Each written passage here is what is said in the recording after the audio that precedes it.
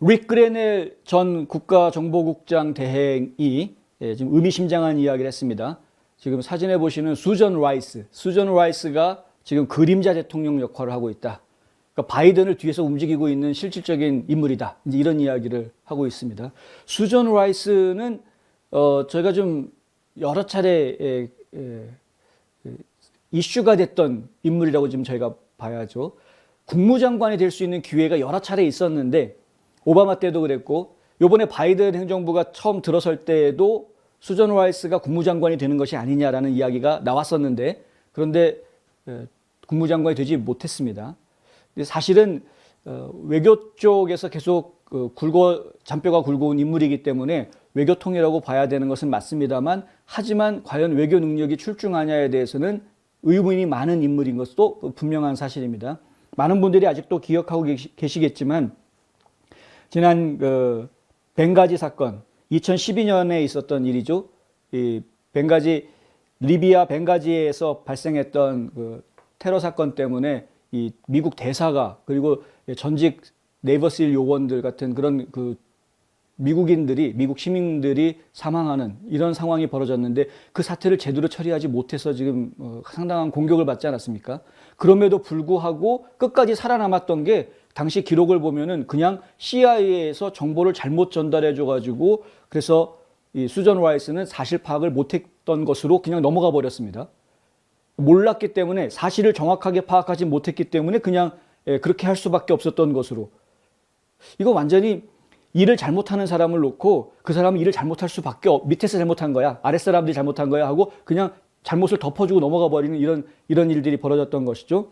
2017년에도 비슷한 일이 벌어졌는데 2017년에도 대통령직 인수인계하는 기간 동안에 정보부 보고서에 이 미국인들의 신분이 노출되게 하는 그런 문제들, 신분 공개하자 이렇게 나온 겁니다. 신분 공개하겠다. 이 정보부서에서 나오는 보고서입니다. 신분 공개했다가 그 사람이 굉장히 위험에 처할 수 있는 그런 가능성이 있기 때문에 이게 사실 정보 보고서에 그런 나와 있는 사람들의 실명을 공개하는 부분은 상당히 조심스럽게 진행해야 되는 것인데 그중에는 트럼프 대통령의 지인들이 있었기 때문에 아마 강하게 공개하자 이런 식으로 얘기가 나왔던 것 같은데 하여간 이런 식으로 좀 일을 잘하는 사람이 아닙니다. 일을 잘하는 사람이 아닌데 그럼에도 불구하고 지금 어떻게 해서든 고위직에 올려놓으려고 하는 모종의 세력이 있어 보이는 것이죠. 물론 그것이 우리는 OC가 아닐까라고 좀 추측을 하고 있습니다만 하여튼 이런 상황에 있다. 그런데 이 그레넬이 지금 이 수전 라이스에 대해서 그림자 대통령이다. 실질적으로 백악관에서 대통령을 쥐고 흔드는 거는 수전 라이스다. 수전 라이스가 그렇게 그림자 대통령을 하고 있다라는 이야기는 결론적으로 말씀을 드리면 오바마의 명령을 바이든에게 전달해 주고 있는 역할이 수전 라이스를 통해서 이루어지고 있다라고 이해해도 별 다르지 않다라고 저희가 생각하는 겁니다. 그런 겁니다. 수전 라이스이라는 인물 자체가 오바마 행정부 시절에 크게 성장한 인물이었기 때문에 그렇게 이해할 수도 있는 것이죠. 근데 결국에는 저희가 좀 상당히 좀 두고 봐야 될 문제인 것 같다.